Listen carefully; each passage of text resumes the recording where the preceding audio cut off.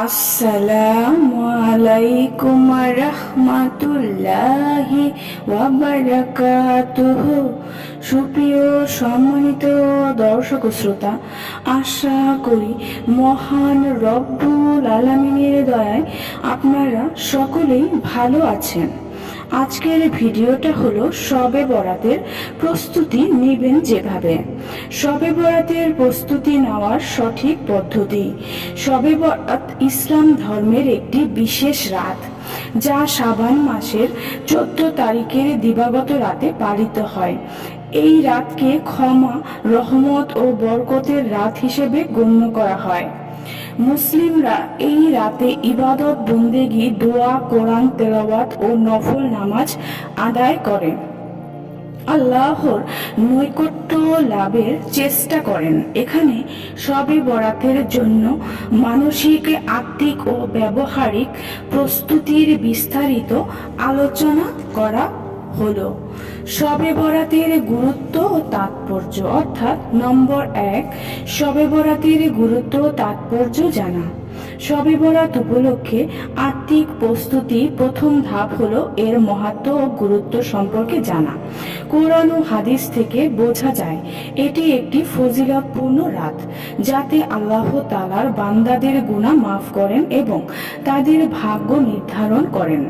হাদিসের ভিত্তিতে শবে বরাতের গুরুত্ব রাসূলুল্লাহ সাল্লাল্লাহু আলাইহি ওয়াসাল্লাম বলেছেন, শাবান মাসের মধ্যরাত্রি হলে তোমরা ইবাদতে মশগুল হও এবং দিনে রোজা রাখো, কেননা এ রাতে আল্লাহ তাআলা দুনিয়ার আকাশে অবতরণ করেন এবং বলেন, কোনো ক্ষমা প্রার্থী আছো, আমি তাকে ক্ষমা করব।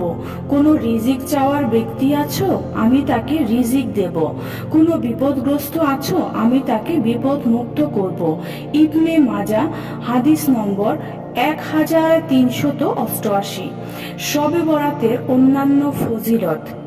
এই রাতে আল্লাহ অগণিত বান্দার গুনাহ মাফ করে দেন। 1 বছরের রিজিক ও তাকদীর নির্ধারণ করা হয়। এই রাত আত্মশুদ্ধি ও আল্লাহর সন্তুষ্টি লাভের সুযোগ এনে দেয়। নম্বর 2, আত্মশুদ্ধির প্রস্তুতি নেওয়া। শবে বরাতের প্রকৃত সুফল পেতে হলে আত্মশুদ্ধির উপর জোর দিতে হবে। এটি মূলত আত্মার পরিশুদ্ধি ও আল্লাহর কাছে ফিরে আসার রাত। তওবা ও ইস্তেগফার, বিগত জীবনের গুনাহের জন্য আন্তরিকভাবে ক্ষমা চাওয়া এবং ভবিষ্যতের পাপ না করার সংকল্প করা। হারাম থেকে দূরে থাকা, অহংকার, গীবত, পরনিন্দা ও হারাম কাজ থেকে বেঁচে থাকা। হালাল উপার্জন করা। শবে বরাতের ইবাদত কবুল হওয়ার জন্য উপার্জন ও জীবনযাপন পবিত্র রাখা জরুরি। নম্বর 3, ইবাদতের পরিকল্পনা করা। শবে বরাতের ইবাদত করার জন্য একটি ভালো পরিকল্পনা থাকা দরকার, যেমন ফরজ ইবাদতগুলোর প্রতি গুরুত্ব দেওয়া। শবে বরাতের রাতে বেশি বেশি নফল ইবাদত করার আগে ফরজ নামাজ ঠিকমতো আদায় করা নিশ্চিত করা দরকার, কারণ ফরজ ইবাদত ছাড়া নফল ইবাদতের কোনো মূল্য নেই।